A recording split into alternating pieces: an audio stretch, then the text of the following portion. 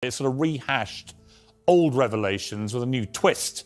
As it turns out, we've apparently been wrong all along. Britain is a nasty, racist hellhole where only magnificent Meghan stood up to all this, and the world's biggest victim. The California dream is burning.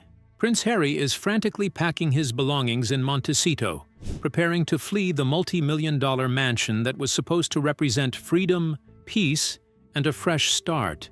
But this isn't a casual visit to his homeland. This isn't about reconciliation or family healing. This is an escape, a desperate sprint toward institutional protection he once publicly rejected and ridiculed. The timing couldn't be more cacachaster. Just as Harry prepares his exit, Piers Morgan has released photographs that have sent shockwaves through both sides of the Atlantic. These aren't innocent vacation snapshots or harmless party pictures from Meghan Markle's past. These are yacht photos, images that document her presence in elite circles, with disturbing connections to the world Jeffrey Epstein built and Ghislaine Maxwell controlled. The same social ecosystem that destroyed Prince Andrew's reputation and forced him into permanent exile from public life now threatens to consume Harry's carefully constructed California existence. And the prince, who spent years burning every royal bridge, is now racing back across the charred remains, seeking shelter in the very institution he called toxic, racist, and cruel. The Piers Morgan bombshell that changed everything. Piers Morgan has never been one to back down from controversy, but what he revealed in his recent interview went far beyond typical tabloid gossip. Sitting across from his interviewer with that trademark expression, the one that signals he's holding cards nobody else has seen, Morgan released information that triggered over 57,000 complaints to ITV. Thousands of people demanded his immediate termination for daring to question the Duchess of Sussex. The outrage machine kicked into overdrive, with social media erupting in defense of Meghan. But here's where the story takes a chilling turn. Meghan Markle herself personally contacted Morgan's bosses behind the scenes, applying direct pressure to have him fired. Not through official channels, not through her high-powered PR team, but directly, personally, attempting to silence a journalist whose questions were becoming too uncomfortable to ignore. And yet, as Piers himself noted with barely concealed satisfaction, he remains resolutely uncancelled. Why? Because the evidence he's been methodically compiling for years is absolutely devastating, and it's only now beginning to see the light of day. The yacht photographs show Meghan in environments that matter deeply when viewed through the lens of subsequent events. We're looking at documented appearances at exclusive Soho House international openings, including one in Istanbul in 2015, where insiders describe her role as social filler. That term might sound dismissive, but it's actually quite functional. Social filler refers to attractive, personable individuals who populate rooms before the real power players arrive. People who make environments feel lively, warm, and inviting. It's a role that doesn't come with spotlights or public recognition, but it does come with access to rooms where cameras don't go and paper trails don't exist. International flights, luxury yacht appearances, constant movement through elite circles populated by billionaires, power brokers, and individuals whose wealth and influence operate far from public scrutiny. Not once or twice, but consistently, repeatedly, documented across multiple years and continents. The math that never added up. Here's where careful observers started noticing something strange. At the time these photographs were taken, Meghan Markle was a supporting actress on Suits, a cable television show with a dedicated but modest audience. She played a paralegal, a recurring role certainly, but hardly one that would command a Hollywood superstar salary. Industry insiders estimate her income during that period would have been comfortable, but nowhere near the level required for the lifestyle she was apparently living. A moderate six-figure salary from a cable show simply doesn't fund international travel on private jets, appearances on luxury yachts in the Mediterranean, accommodations at five-star hotels across Europe, and constant presence at exclusive events populated by the ultra-wealthy. The mathematical discrepancy is impossible to ignore. How does a working actress on a moderately successful cable show afford to live like a billionaire heiress? Where was the funding coming from? Who was facilitating this access to rarefied social circles that typically remain closed to anyone without either enormous wealth or exceptional connections? Piers Morgan connected dots that others noticed, but remained silent about. The lifestyle, the proximity to extreme wealth, the presence in rooms where powerful men relaxed, where boundaries blurred, where the normal rules of society seemed temporarily suspended. Nobody accused Meghan of crimes. That would be inappropriate without evidence. Instead, people did something much quieter and potentially more dangerous. They remembered. They filed away observations, noted inconsistencies, and waited. Memory is patient. It doesn't demand immediate answers. It simply archives information, waiting for context that might arrive years later. And when that same woman from the yacht photos suddenly appeared beside a prince, wearing a title, waving from palace balconies, and becoming one of the most famous women on earth, those old memories suddenly gained explosive new relevance. The Ghislaine Maxwell factor. Ghislaine Maxwell is currently serving 20 years in a Florida federal prison. Her social empire has been completely destroyed. Her influence has evaporated. Her future is written in concrete walls and razor wire, and she will likely die behind bars. Maxwell was just sentenced to 20 years behind bars for her part in grooming young girls to sexually service Jeffrey Epstein and his friends. And that's exactly what makes her so dangerous now. Here's a fundamental truth about human behavior that prosecutors understand intimately. People stay quiet when silence still benefits them, when they still have friends who might help, when they still have leverage to negotiate, when they still have hope that their situation might improve. Ghislaine Maxwell has none of those things. Her former friends have abandoned her. Her wealth has been stripped away. Her freedom is gone. Her legacy is ruined beyond any possibility of repair. She has absolutely nothing left to lose and potentially something to gain through cooperation. According to multiple sources with connections to federal investigators, Maxwell has started talking.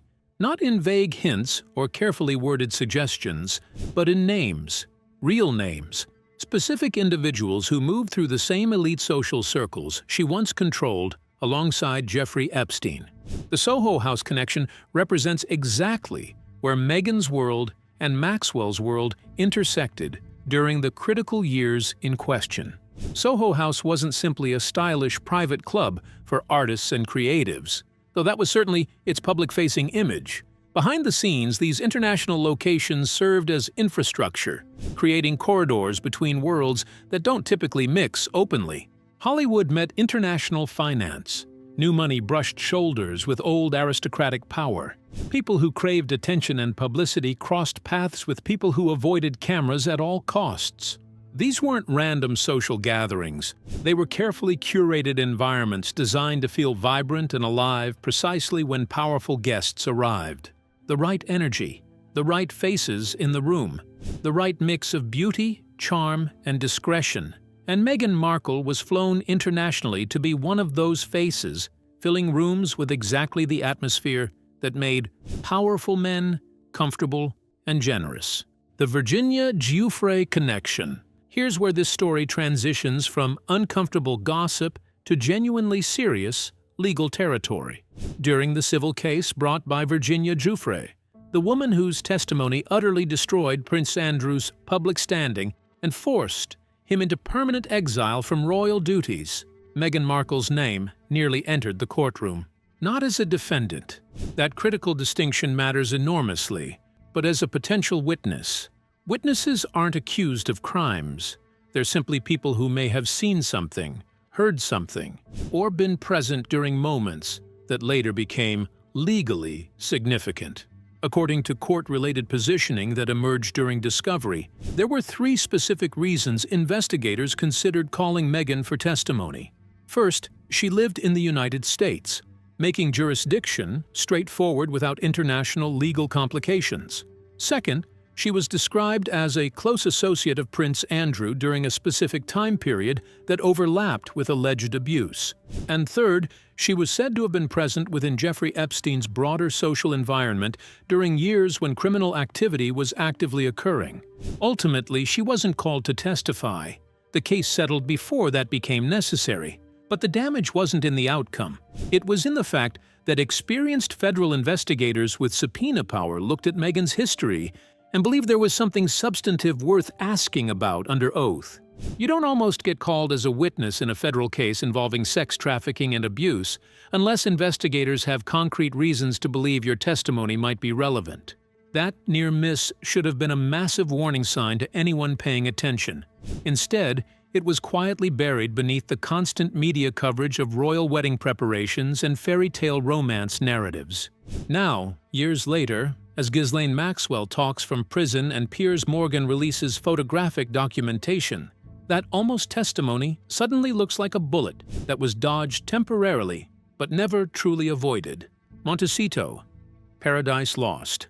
While the yacht scandal detonates across every media platform on both sides of the Atlantic, Montecito has simultaneously become completely uninhabitable for the Sussexes.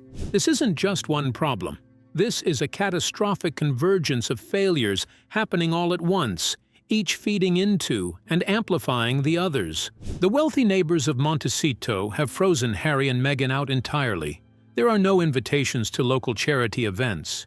Dinner parties that once included them have quietly removed them from guest lists without explanation. The exclusive coffee shops and boutique stores that initially welcomed the famous couple have become uncomfortable spaces where Meghan reportedly feels judged rather than celebrated. One local source, speaking on condition of anonymity, described the situation perfectly. This community has actual celebrities who don't create international drama everywhere they go.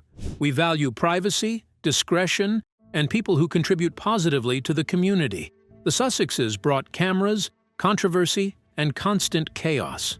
They're not welcome here anymore. The social exile is crushing, but the financial pressure is even worse. Netflix, the streaming giant that threw over $100 million at the couple in a deal that made global headlines, is effectively pulling the plug. Executives are furious that the promised content never materialized in any meaningful way. The documentary series turned into a complaint festival that alienated viewers rather than building the sympathetic audience Netflix expected. Subsequent projects either flopped spectacularly or stalled indefinitely in development hell. Industry insiders revealed that Netflix is essentially done giving Harry and Meghan additional chances, and the relationship has soured beyond any possibility of repair. One entertainment industry source put it brutally: "The numbers don't lie, and Harry and Meghan simply aren't delivering the audience engagement or subscriber retention that Netflix expected for that kind of financial investment. They're basically poison to the brand now." Then there's the Archwell Foundation staff exodus that reads like a case study in organizational disaster. 11 people, 11 experienced professionals who uprooted their lives to build what was supposed to be the Sussex empire, have abandoned ship in rapid succession. This includes James Holt, the executive director who was featured prominently in their Netflix documentary and moved his entire family from the UK specifically to help build the Archwell vision. He lasted long enough to realize the operation was fundamentally unsalvageable before quietly departing. The head of public relations survived exactly 7 months before escaping. 7 months. In the nonprofit and PR world, that kind of rapid departure is always, without exception, a red flag screaming that the work environment is intolerable, the leadership is dysfunctional, or both. The financial pressure crushing the Sussexes is becoming impossible to ignore. That Montecito mansion cost $14 million to purchase. Property taxes alone run into 6 figures annually. Security costs several $millions per year just to maintain the level of protection they believe they require. The lifestyle they've constructed requires constant, substantial cash flow that simply isn't materializing anymore. Spotify already collapsed spectacularly, with executive Bill Simmons famously calling Harry and Meghan grifters on his podcast On the Way Out the Door. Netflix is essentially done with them. Book deals and speaking engagements have dried up as public interest wanes and backlash intensifies. According to multiple sources, Meghan is actively researching escape locations. Texas has been mentioned repeatedly, with its lack of state income tax potentially appealing. Several European countries have been explored as possibilities, particularly those with favorable tax treaties and privacy protections for wealthy residents. She's desperate to flee the community that has so thoroughly rejected her. But here's the existential problem that geographic relocation cannot possibly solve. Piers Morgan's yacht photographs are now circulating globally across every media platform imaginable. And Ghislaine Maxwell's prison testimony doesn't care what state you live in, what country you move to, or how many lawyers you hire. The pregnancy controversy that won't die.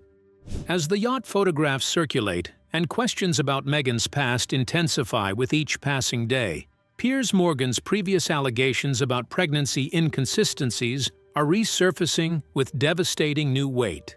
Because if the yacht story proves that Meghan constructed a carefully managed public image that doesn't match documented reality, what else has been theatrical production instead of truth?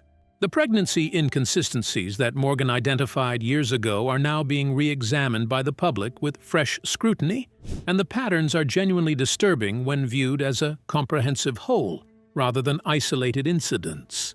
Catherine, Princess of Wales, stood outside the Lindo Wing Hospital mere hours after giving birth, in heels, hair perfectly styled, makeup flawless, holding her newborns for the entire world to see.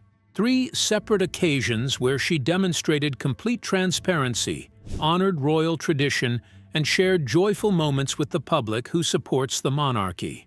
Meghan, meanwhile, turned her pregnancy into a mystery novel where the plot changed dramatically with every chapter, creating confusion and suspicion where there should have been only celebration. One week, the baby bump was prominent, round, and undeniable. She cradled it constantly with both hands in that distinctive pose pregnant women recognize.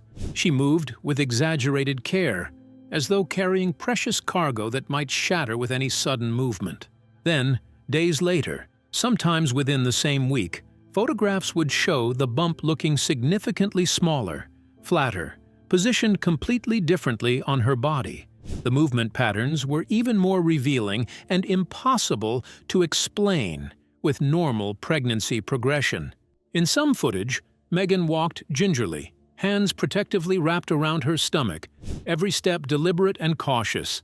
Then suddenly, in other appearances from virtually the same time period, she's climbing stairs quickly, pivoting with ease, bending down effortlessly, moving with zero visible physical restriction. We're not talking about gradual changes over the course of months as pregnancy naturally progresses. We're talking about dramatic differences within days, sometimes within hours. One public appearance shows a woman so heavily pregnant she can barely move comfortably. The very next day, she's practically doing gymnastics in 5-inch stiletto heels. According to claims that surfaced during the pregnancy and were never properly addressed or denied, internal royal scheduling documents began circulating among palace staff. These documents supposedly tracked Meghan's appointments and movements throughout the pregnancy for security and logistics purposes, as is standard protocol for working royals.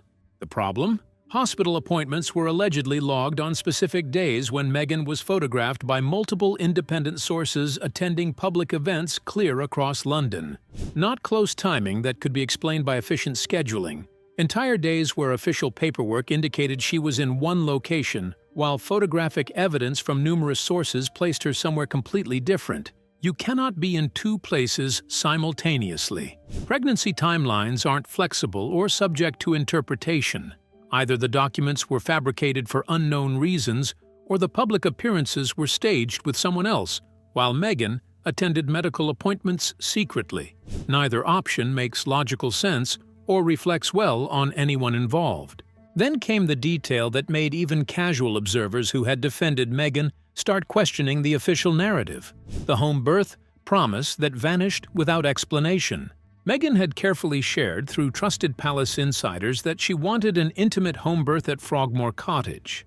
Natural, personal, rejecting the cold rigidity of hospital protocols and media circuses. The public accepted this completely reasonable preference without question. Many women choose home births, and there seemed to be nothing suspicious about the decision. Then May 6, 2019 arrived. Suddenly, without a single word of explanation or clarification, Meghan gave birth at the exclusive Portland Hospital in London instead. Not at home, not at the publicly announced location, at a completely different hospital that had never been mentioned in any prior statement. No explanation was offered, not one sentence from palace communications about why plans changed. No mention of medical complications that would naturally require hospital facilities. No statement acknowledging the change in plans that had been so publicly established. Just deafening, suspicious silence that made people start re-examining every previous statement and questioning how much of the carefully constructed story had ever been truthful.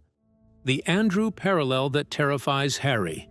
Prince Harry understands exactly what happened to Prince Andrew because he watched it systematically destroy his uncle in real time, removing him permanently from public life and royal duties. Andrew didn't lose his standing because of tabloid gossip or media speculation or unverified allegations.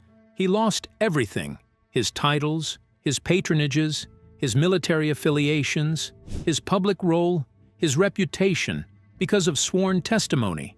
Because once Virginia Giuffre's allegations were made under oath, once photographs were authenticated, once victims spoke in depositions that created permanent legal records, the fairy tale of the respectable prince collapsed instantly and completely. That's how scandals actually end in the legal world. Not with inflammatory headlines that fade from memory, not with PR statements carefully crafted by expensive lawyers, but with records, with depositions, with testimony given under penalty of perjury that creates permanent documentation no publicist can ever erase. Andrew became the cautionary example that royal families study when things go catastrophically wrong. The proof that institutional silence and legal maneuvering can protect you for years, sometimes decades, until suddenly it can't, until one person speaks under oath and the entire carefully constructed shield shatters irrevocably. The parallel between Andrew's situation and Harry's current crisis is absolutely terrifying. And Harry understands it better than anyone. Both are royals connected to Epstein circles through documented social proximity and associations. Both were present in environments where boundaries blurred and powerful people operated without meaningful oversight or accountability. Andrew was directly, specifically named in Virginia Giuffre's sworn testimony, creating a legal record that will exist permanently regardless of any settlement or legal maneuvering. Meghan was nearly called as a witness in that exact same case. The same legal proceedings that destroyed Andrew almost pulled Meghan onto the witness stand to answer questions about who was present, when, and what she observed. The same case, the same victims, the same legal framework, the same investigative team with subpoena power and access to evidence the public has never seen. Harry knows the royal institution possesses tools and resources that California publicists, no matter how expensive or well-connected, will never possess. Lawyers who specialize in making problems shrink quietly rather than explode publicly. Professional fixers with centuries of institutional knowledge passed down through generations. Ancient protocols designed specifically to contain scandals before they reach courtrooms, where records become permanent. And testimony creates documentation that never disappears. The royal system knows how to absorb inconvenient pasts and make them functionally irrelevant. History provides multiple examples that Harry has certainly studied carefully. Look at Princess Sophia of Sweden, who has well-documented history in glamour modeling and alleged proximity to Epstein-linked environments as early as 2005. Once she became royal through marriage, that past didn't magically disappear, but it absolutely stopped being discussed in mainstream media or polite society. Look at Crown Princess Mette-Marit of Norway, who publicly apologized in 2019 for maintaining a social friendship with Jeffrey Epstein. The apology happened, received brief media coverage, and then the story closed. The institution moved forward, and the princess continues in her royal role without that association defining her public image. But here's the critical difference that's driving Harry's obvious panic and desperate flight back to London. Those institutional tools and protective mechanisms work before testimony begins, not after. Once federal investigators start formally asking questions under oath, once depositions are officially scheduled, once subpoenas are issued through proper legal channels, no amount of palace protocol or royal influence can put that genie back in the bottle. The question that haunts everything, the question towering over this entire situation, the question that appears to be haunting Prince Harry as he frantically abandons Montecito and flees back toward institutional protection, is devastatingly simple. What did you know about your wife's past? And when did you know it? If Harry knew about the yacht appearances, if he knew about the Epstein proximity, if he was aware of the elite party circuits and the questions surrounding how an actress on a cable show afforded that lifestyle, and he actively helped conceal or minimize that information, then he's complicit in a cover-up that makes him legally vulnerable and morally compromised in ways that could destroy whatever remains of his public standing. If he didn't know, if he married blindly, failed to conduct proper due diligence, or was deliberately misled about the woman he was bringing into the royal family, then he walked catastrophically into a disaster that now threatens to consume everything he built in California, and potentially his relationship with his children and his remaining family connections. Either way, the fairy tale is definitively over. Either way, he needs the institutional protection he spent years publicly calling toxic, racist, and irredeemably cruel. The institution he accused of driving his mother to her death. The system he claimed nearly destroyed his mental health. The family he said showed no compassion or support during his darkest moments. That same institution is now his only possible shield against what's coming, and he knows it. That's why he's running. That's why Montecito is being abandoned. That's why the California dream that was supposed to represent freedom and authenticity is burning to the ground while he flees. The deafening silence. The evidence stack has become impossible for any reasonable person to ignore. Piers Morgan's yacht photographs showing Meghan in elite circles with documented connections to Epstein's social network. Ghislaine Maxwell's prison testimony naming individuals who were present in those environments. Harry's panicked flight back toward UK institutional protection. The pregnancy inconsistencies that were never adequately explained. The pre-written birth announcements planned like corporate product rollouts rather than joyful family moments. The timing fiasco at Buckingham Palace, where the official announcement chaos made the entire institution look incompetent. The complete staff exodus from Archewell that suggests working for the Sussexes is professionally intolerable. And through it all, one element stands out as potentially most damning: the deafening silence in response to every single specific allegation. Meghan's response to all of this has been absolutely nothing. No carefully worded statements from her legal team. No spokesperson issuing clarifications or context. No celebrity friends rushing to her defense with personal testimonials. No legal threats against Piers Morgan or the media outlets amplifying these questions. Nothing. For someone who historically sued newspapers over unflattering stories about her relationship with her father, who had close friends anonymously brief sympathetic journalists in her favor constantly, who personally called Piers Morgan's bosses attempting to have him fired for asking uncomfortable questions, this silence is absolutely devastating. Because in the court of public opinion, silence like this doesn't read as dignity or taking the high road. It reads as inability to deny.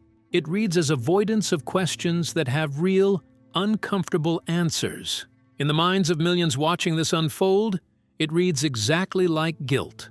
Harry's response has been even more damning, physically running back to the institution he spent years publicly dismantling and humiliating. The man who built his entire post-royal identity around protecting his family from false narratives and media persecution is saying absolutely nothing as specific. Detailed allegations about his wife's past circulate globally across every platform imaginable. If someone was spreading demonstrable lies about your wife's connection to Epstein circles, wouldn't you be the very first person demanding retractions? Wouldn't you unleash your lawyers immediately? Wouldn't you defend your partner's honor loudly and publicly? But there's nothing, just silence, and a flight back to London, and the institutional lawyers who know exactly how to make inconvenient scandals disappear quietly. The reckoning. The pattern is now absolutely clear to anyone paying attention. When powerful people suddenly stop talking and start running, truth